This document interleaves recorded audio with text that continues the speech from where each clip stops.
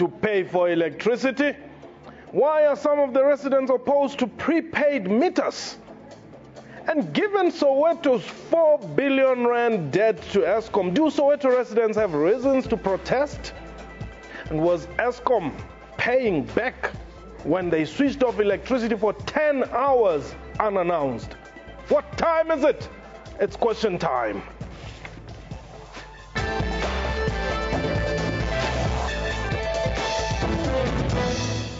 Hello and welcome to the show. My name is Mpho Tsedu. Electricity supply has become one of South Africa's most contentious issues. Recently, Soweto Township's Orlando West residents took to the streets in protest against Eskom's installation of prepaid meters in the area, as well as high electricity tariffs. Ironically, though, 99% of Orlando West residents are connected to the electricity.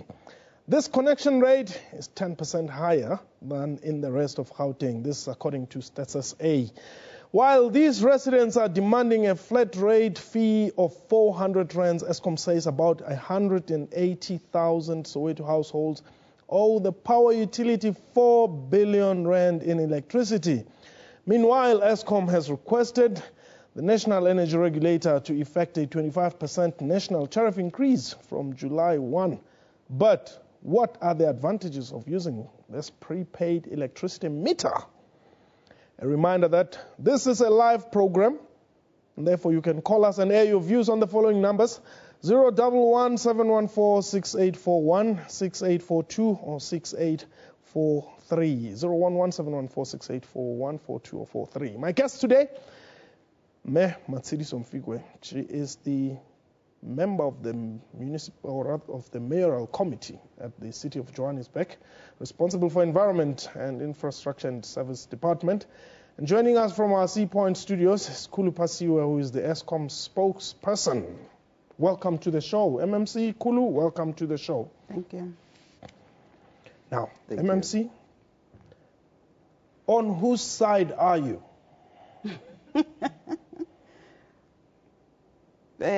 I guess I'm on the community side. I'm a councillor, so I represent them. So is the city saying people must not pay? No. What is the city saying? People must pay for services that they're consuming. Okay. Yes. You were attending a meeting yesterday in Orlando. What are the residents saying, besides the fact that there's going to be a march? Part of the issues that the communities are raising is that they were not consulted when Eskom rolled out the meters.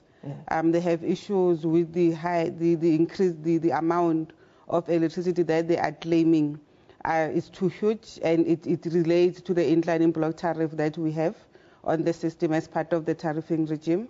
They are saying that the meters are eating too much of their electricity.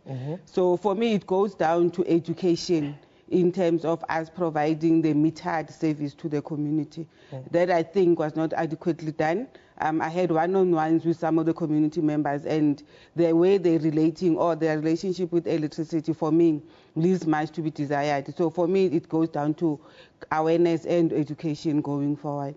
What appears to be the case, and I'm now talking from what we've heard, a lot of viewers and people have expressed views here, that it would appear Soweto residents are saying they want to use electricity for free. Yeah, and therefore, other people are saying, what is so special about Soweto? No. Everybody that consumes services, be it Eskom services or the city services, water, rates and whatever, have to pay for consuming those services. That is the bottom line. Yeah. There is nothing special about Soweto residents not paying, but they must be able to tell us the type of service that we must give them. And we have, of course, they've been sitting there, nobody has been speaking to them. Councillors have been threatened 1,000,000 times when we offer services to them without explaining to the communities. For me, that is the bottom line. Communication, that does not mean that people must take responsibility for paying for services. Now, what is the explanation they give for blocking access to the precinct, which is very much an international zone, I must say, and threatening all sorts of things?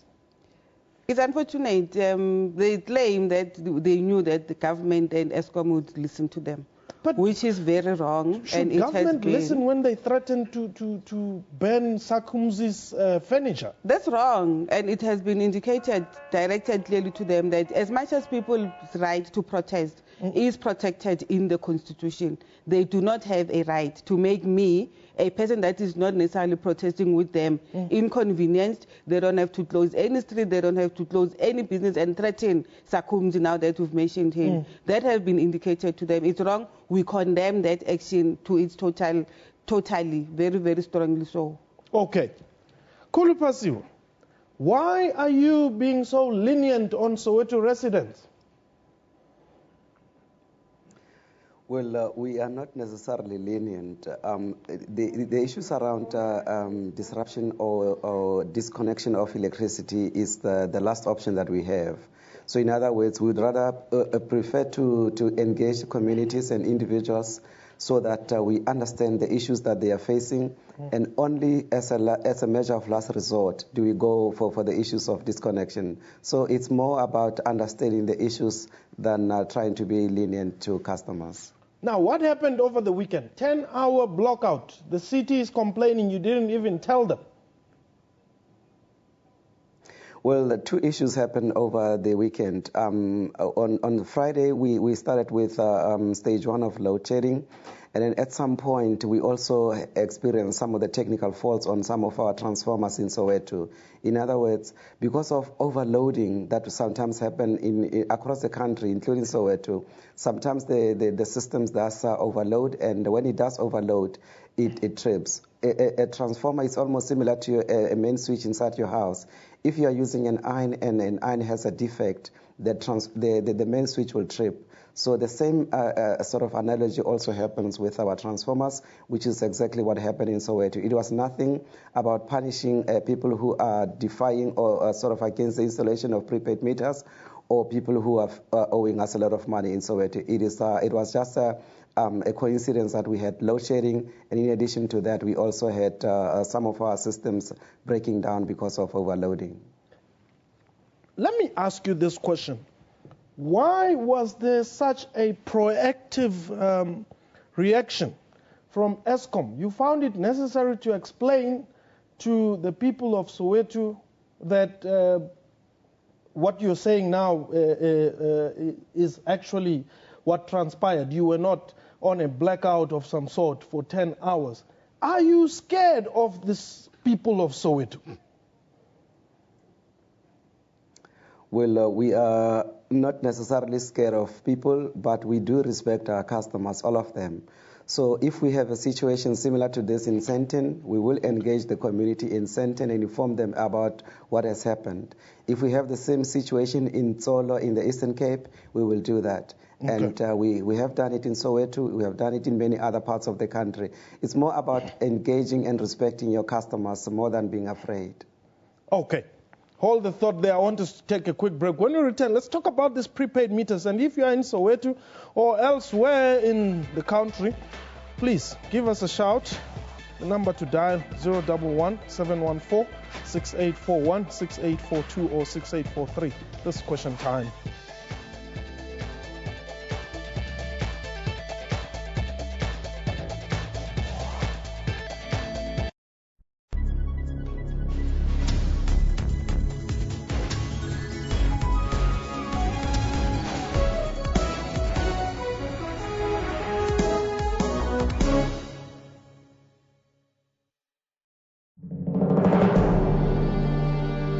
This is Primetime News. Scores have been evicted after their properties were sold without their knowledge. We take an in-depth look at top stories of the day. Live crossings to our journalists on the scene. Studio analysis. And a special focus on regional stories. This is Primetime News, weekdays at 6:30 p.m. and weekends at 6 p.m. on the SABC News channel.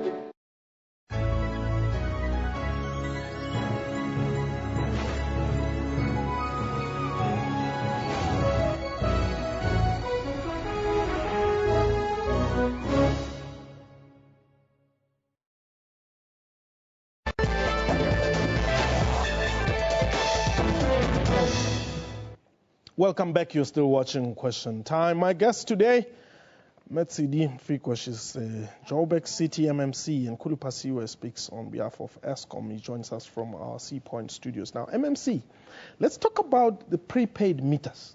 Why are they so unpopular? I don't know.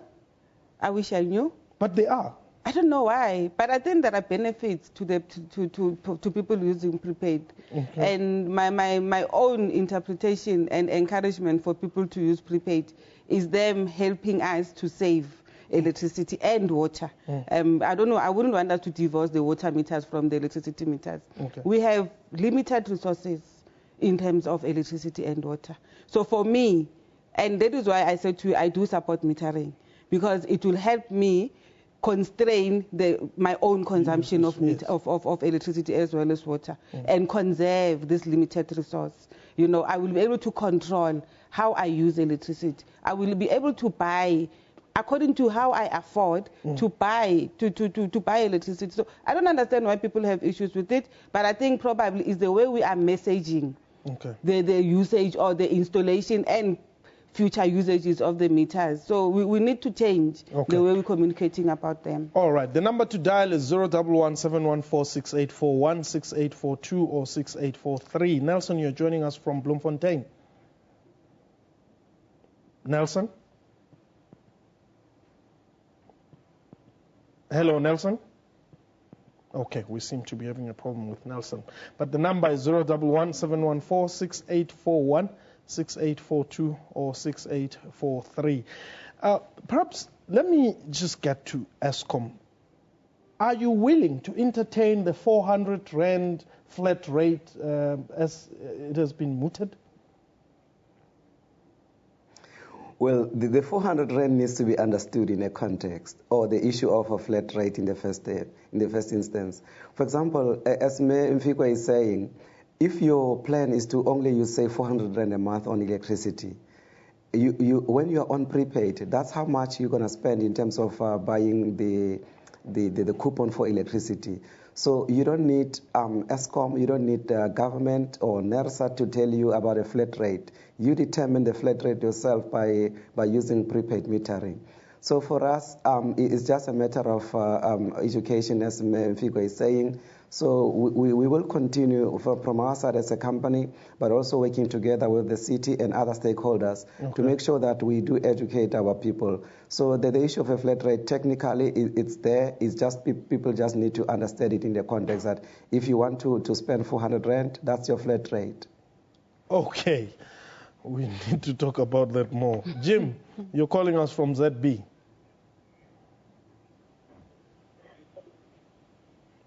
Jim, yes. I've got a problem here. I'm calling from Sibidela in Limpopo province. Yes. I just want to ask Kulu Pasiwe from Eskom, when is this prepaid metering coming to the rural areas in Sibidela? Because we've been applying for it, and they tell us that Eskom is no longer accepting people to apply for prepaid metering, and we are forced to. Even small businesses, they say you cannot. Though we know that we don't get any benefit from that. Okay. Where in Zebediela, Rajim? Around Magat and Meshare. Okay. Perhaps let's get Eskom to respond. People are saying we want prepaid meters. Why don't you concentrate on those who want them instead? Well, yeah, Jim is right. Basically, we as a company, we want everyone in South Africa to move into prepaid metering. And we are not the only ones who are trying to do this. Municipalities are also doing it.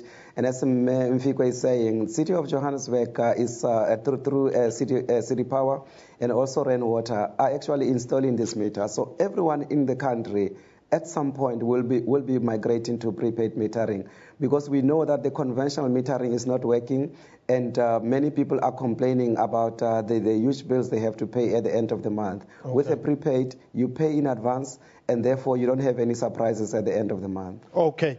Lebogang, you are in Soweto. Hello? Yes. What I'd like to say is, it's quite easy for those people to say they did want us for Eskom people to say they warned us about the 10-hour no power without, for us to go for 10 hours with no power. Yeah. And some of us are studying, even now it's about 5:45. And we already know, which, we won't have power, because they're going to cut it short. But on Saturday, they didn't warn us at all. Okay. At all, know. Are you paying, though? Who, me? Yeah, well, whoever... My grandmother's paying. My grandmother's paying. We stay with our grandmothers, ne? Okay. Yeah, and which is situation as Soweto injani. You can't just say to people that say in Soweto cannot afford a prepaid meter. No, go to abantu baseSoweto kuphela. Look, Soweto. Yes. About deprived, obviously. You wouldn't be staying in Soweto if you can afford to go stay in Fenton. Okay. Lebgang, thank you very much for the call. I'll get the MMC to respond after Roddy. Roddy, you're also in Soweto. Roddy? Hello? Yes, go ahead. Yes, I just want to check on the issue of the one which MMC, she's talking about, the issue of consultation. Because yes. Normally, before they start this thing of installation, they need to consult all the members who are going to be affected by this change of metering. The systems, yes. Now, they just come in our location, they change boxes in blocks so that they divide people not to be aware of what the system they are going to do. Now, when the people are fighting against this installation, that's where they come. They want to inform people. Okay. And consultation, it must be done properly for all the people so that they can understand what is happening going forward. Because if you are not going to consult people, this arrangement of green boxes is the same as it for where people they were not informed properly. And now people they need to pay. Okay. And if consultation was done properly with the elderly, because in most of the villages, the location in Soweto, we still have elderly people who are depending on grants. Yes. And they are aiding the families, which they still need to take kids and children to school and all those things. If you count those money which they're talking about 600 rand a month, it's a lot of money. Okay. Thanks very much. Thanks very much, Roddy. Agri, quickly, you are in Middleburg. Hello, is that Mpo? Yes. Right, Mpo, I just want to find out something. Please help us here. We have a situation in all the municipalities. Can you hear me? Yes, very clear. Right. We have a situation in all the municipalities where, Yes. Right. Where Eskom supplies to the municipality. Why is it now that Eskom is involved in Soweto and not the Johannesburg municipality? Can they explain that to us, please? Okay. Thanks very much. City Power, Eskom, Joburg Metro. Who is who here? City Power is a company owned by the city of Johannesburg, wholly owned, all of it. It is supplying some areas in Johannesburg. Okay. In fact, we had a meeting yesterday with the acting chairperson of the board where we muted a discussion that we need to have whereby Eskom could be giving us all the other areas. It's about Soweto, Orange Farm, Midrand, and Deep Slot, where we are saying let's look at the possibility of allowing City Power to supply all of it. Of course, we're buying from Eskom is the generator. We still get from, so that we deal with some of the issues. So it's a discussion that we're going to have, but we do supply there. There are areas that are supplied by Eskom. Okay. So with the bigger part of Soweto being that, and inside Soweto there are little pockets of areas that we are supplying. So we just want to streamline the supplying thereof and deal with other issues. But as I'm saying, City Power is owned by the city. Okay. Then there are two suppliers generally in Johannesburg. It would be Eskom on the other end, and at the other end would be City Power. All right. Johan, you are in Orkney? Yeah, Orkney. Yes. Yeah, I want. My question is directed to the Eskom official there. Yes. Yeah, people in Orkney, they are buying electricity from faceless Eskom officials for 200 rand, and that electricity can last up to 3 months. Whoa, that's corruption? Yeah, that's corruption. In fact, it's fraud. Yeah, both, actually. Yeah, around Orkney, Karana, and the nearest township is Kanana. So you just send 200 rands to unknown people. They send you an SMS with a the amount of electricity. Is this still going on? Yeah, it's still going on. We have been reporting it for quite a long time, and it's still going on. Just hold the line there, Johan, because I want Mr. Pasua to respond to this. Perhaps you may have a follow-up question there. Okay. Mr. Pasua. Well, Johan, thank you so much for alerting us about this situation. And this is exactly what we have been talking about generally as a company, that probably within some of our employees, some of us are defrauding the system, and therefore people like that need to be rooted out, meaning that they need to be taken to prison. So we are asking Johan, if you cannot phone Eskom, at least phone the police. You do have their number, which is 10111, or you can phone Eskom or walk into one of our Eskom offices locally so that we can report the matter. But this matter, as you correctly mentioned, it's fraud, and it's defrauding Eskom not only the revenue, but it's also contributing towards the situation that we currently are facing of load shedding. Okay. So people like that need to be reported to authorities, or you need to report to Eskom so that we can take action. But, Johan, how, or rather, perhaps let's just find out, how can you intervene in this particular issue where Johan's saying this is still ongoing? Well, from our side as a company, all we need is just to know as to who the person is, or you as the person who is reporting, like Johan, for example. You don't have to give us your identity per se. All we need is just to get the basic details as to where this person lives so that we can take action. Or you can inform the police, and we are working together or closely with the police to deal with people like this. Just to give you an example, Mpo, recently in Limpopo, we had similar situation where some of the people had stolen some of our vending machines, but working together with the police, we were able to nab them, and as I speak to you right now, they are sitting behind prison. Okay, Johan, are you satisfied with that? No, thank you very much. I'm satisfied. Okay. Thank you very much. Now, MMC, let's talk about this communication, which I think Roddy raised. Did you communicate with the people? The people of Orlando West? Yeah. Eskom are supposed to communicate with them through us.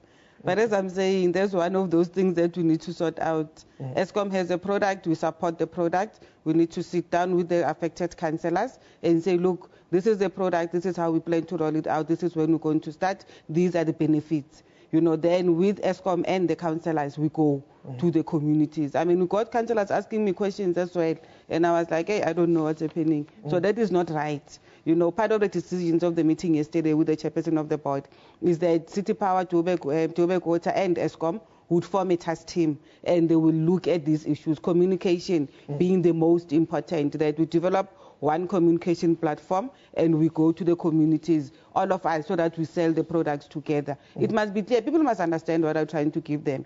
They must be able to have a view to a certain extent, but we cannot, because part of the complaints that we got in Po is precisely what Rod is saying, that people got in, they would just woke up tomorrow, somebody comes in, sign here, you need to get whatever, then it's confusion all over. So we are saying we will correct those things, and we'll go back as a collective with Eskom and Joburg Water and City Power and talk to our communities, because ultimately, as Kuli is saying, we are going the metering regime.